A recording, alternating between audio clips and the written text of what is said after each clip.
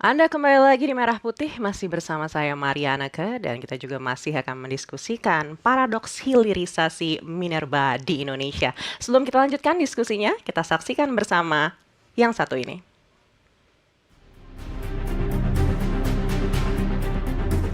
Kehadiran smelter PT Borneo Alumina Indonesia di Kecamatan Sungai Kunyit Kabupaten Mempawah yang diharapkan mampu mendorong pertumbuhan ekonomi daerah, namun belum sepenuhnya dirasakan oleh masyarakat sekitar. Sebagian warga mengaku kesulitan mendapatkan pekerjaan, keterbatasan keterampilan dan ketatnya persaingan menjadi kendala. Di sisi lain, biaya hidup terus meningkat, mulai dari harga kebutuhan pokok hingga biaya hidup sehari-hari. Ironisnya, sebagian warga masih hidup dengan fasilitas terbatas. Bahkan, ada yang belum memiliki toilet layak. Keluhan juga datang dari para petani. Debu dari aktivitas smelter dikatakan mereka dapat merusak tanaman padi dan menurunkan hasil panen mereka. Tak hanya itu, kondisi jalan di sekitar kawasan disebut semakin rusak, diduga akibat tingginya intensitas kendaraan berat yang melintas setiap harinya. Warga juga mengaku belum merasakan bantuan nyata dari segi ekonomi, meski aktivitas industri terus berjalan. Kondisi ini membuat masyarakat merasa terpinggirkan dan berharap ada perhatian serius dari pemerintah serta pihak perusahaan. Oh, itu terbeban bagi kita. Debu, ribut, itu udah pasti. Soalnya kendaraan itu kan siang dan malam itu kan pengangkutan itu kan ada semua. Cuman kita itu kan terpaksa lah kan. Kalau udah barang itu ada, ya apa boleh buat lah. Kita pun tidak bisa berkuasa kan. Kondisi ini menjadi catatan penting agar kehadiran industri tidak hanya memberi dampak ekonomi secara makro, namun juga mampu memberikan manfaat nyata bagi masyarakat di sekitarnya. Dari Mempawah, Kalimantan Barat, Dimas Yoga, jurnalis NTV, melaporkan. Awalnya sih kami memang mendukung kemarin tuh, lengkap dengan sebuah perjanjian tuh ini kan. Tapi setelah jalan tuh perjanjian itu hilang semuanya. Malahan CP sampingnya ke pertanian kami itu gagal jadinya. Banyak bangunan kami itu yang dirusak tapi sampai sekarang belum diganti.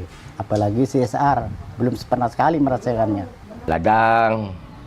Ladang dulu kan nyaman, masuk kita keluar masuk, sekarang nak dijanjikan ini dibuatkan tempat untuk lalu lintas auto komben.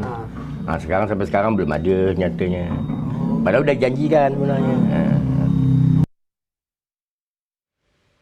Dan saya masih bersama dengan Bapak Paulus Warsono Broto, Pak Darwin Cyril Nurhadi, dan juga Pak Pulung Perangin Angin. Wah, menarik sekali ya yang tadi kita saksikan bersama ya Bapak-Bapak. Ini karena smelter sudah dibangun dengan harapan terjadi hilirisasi yang bisa membangun daerah sekitar, tapi ternyata di beberapa daerah, salah satunya tadi kita lihat di Kalimantan Barat ini belum bisa menetes ke warga sekitar. Sebelum kita membahas terkait hal itu, kita lihat dulu seperti apa sih data angka kemiskinan secara general di Indonesia. Karena kalau kita lihat, sebenarnya ini kita harus apresiasi lagi nih pemerintah. Kalau di Maret 2025 itu di 8,47. Tapi di September 2025 justru angkanya sudah turun Pak ke 8,25 begitu ya. Artinya ini harus diapresiasi begitu. Bahkan di 2021 nih kita lihat dari 10,14, artinya nih penurunannya sudah terlihat dengan nyata begitu. Tapi kemudian kita lihat seperti apa tingkat kemiskinan per wilayah. Kebetulan kami juga ada datanya seperti apa tingkat kemiskinan berdasarkan pulau. Nah, ini dia. Kita bisa lihat di Sumatera, Kalimantan, Sulawesi, Maluku, Papua, Jawa, dan Bali Nusa Tenggara. Memang kalau di Jawa ya kita lihat di 7,99 dan 7,81 begitu ya. Kalau dibandingkan ini masih di bawah dari angka kemiskinan nasional kalau kita lihat di data September 2025 tadi begitu ya. Tapi di beberapa daerah yang justru katanya jadi pusat smelter yang banyak tambangnya. Salah satunya adalah Sulawesi nih yang terkenal dengan smelternya. Itu angka kemiskinannya Pak 8,7. Artinya ini di atas dari angka kemiskinan secara nasional. Demikian juga dengan Maluku dan Papua, bahkan ini sudah di 18,22 Pak. Dan di Bali Nusa Tenggara ini di 11,3. Kalau tadi Kalimantan kita lihat ini masih di bawah ya, masih di bawah angka kemiskinan secara nasional di 5,02. Nah, ini menarik. Artinya apakah memang smelter ini benar-benar berpengaruh untuk daerah sekitarnya atau tidak? Saya kembali lagi ke Pak Cyril. Dampak jelas positif kalau memang proses itu berlangsung baik dan efektif, ada pastinya. Pertanyaannya kan dampak tersebut apakah dirasakan oleh masyarakat setempat. Nah ini yang saya rasa, apakah daya beli masyarakat setempat meningkat? Itu contoh salah satunya. Kemudian apakah ada program misalnya katakanlah corporate social responsibility-nya juga ada. Seperti tadi kalau kita dengar beberapa wawancara, itu keluhan yang ada adalah janjinya tidak ditepati. Itu salah satu contoh-contoh sampel.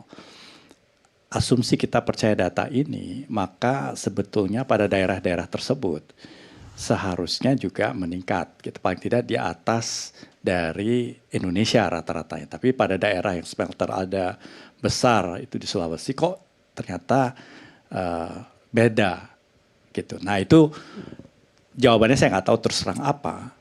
Tetapi salah satu yang bisa diimbangi itu adalah corporate social responsibility. Tanggung jawab perusahaan, organisasi terhadap masyarakat setempat.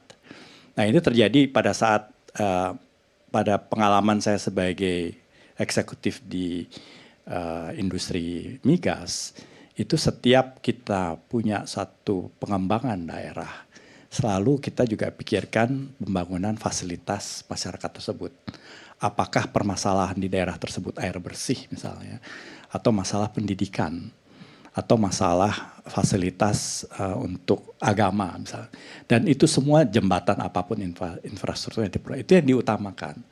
Sehingga masyarakat setempat juga merasakan adanya kehadiran investasi yang positif buat masyarakat setempat. Karena tanpa komunitas yang juga terjaga baik agak sulit untuk bisa sustain. Ya kan? Juga terjadi pada perkebunan. Perkebunan itu maka ada istilahnya plasma. Itu juga seperti itu. Kita bicara hilirisasi. Perkebunan sawit itu juga bisa menghasilkan biopower, ya biofuel. Jadi sumbernya bukan batu bara, tetapi dari sawit tersebut, gitu ya. Jadi apa namanya? CPO. Ya CPO.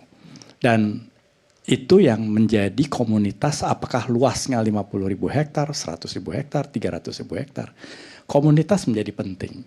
Nah, tanpa adanya dukungan dari masyarakat setempat juga sulit, pekerjaannya kan mereka. Tapi juga harus ada ketentuan aturan organisasinya. Di mana organisasi itu apa urusannya? Bibit misalnya. Kemudian proses jam kerja. Kemudian proses pengumpulan. Katakanlah itu. Nah semua itu memang harus diatur. Kalau tidak organisasinya nggak efektif, nggak efisien. Nah itu gunanya aturan-aturan main yang membuat baik plasma yang katakanlah pemiliknya masyarakat setempat, tapi ditata kelola oleh organisasi sebagai yang membuat proses produksinya itu lebih efektif. Termasuk misalnya kata ekstraksi dari kelapa sawit tersebut. Ya, jadi minyak kelapa sawit. Nah perkebunan kalau kita bicara hilirisasi, juga nilai tambahnya banyak sekali. Nah itu tadi kita bicara minerba. Kalau kita bicara perkebunan, itu sawit salah satunya. Kita bicara sektor lain lagi. Apa misalnya? Di Indonesia, perikanan, kelautan. Laut ada ikan, ada udang, ada kepiting. Tadi Pak Paulus sebut masalah ekosistem komoditinya ke batu bara. Kenapa nggak anggap listrik misalnya? Tentu kalau kita ambil ikan di tengah laut sampai ke pelabuhan, nggak ada cold storage, nggak ada listrik. Ya ikannya nggak bisa diekspor, nggak bisa diproses, nggak bisa dikemas, nggak bisa dibersihkan dan kemasan yang bagus yang menjadi retail.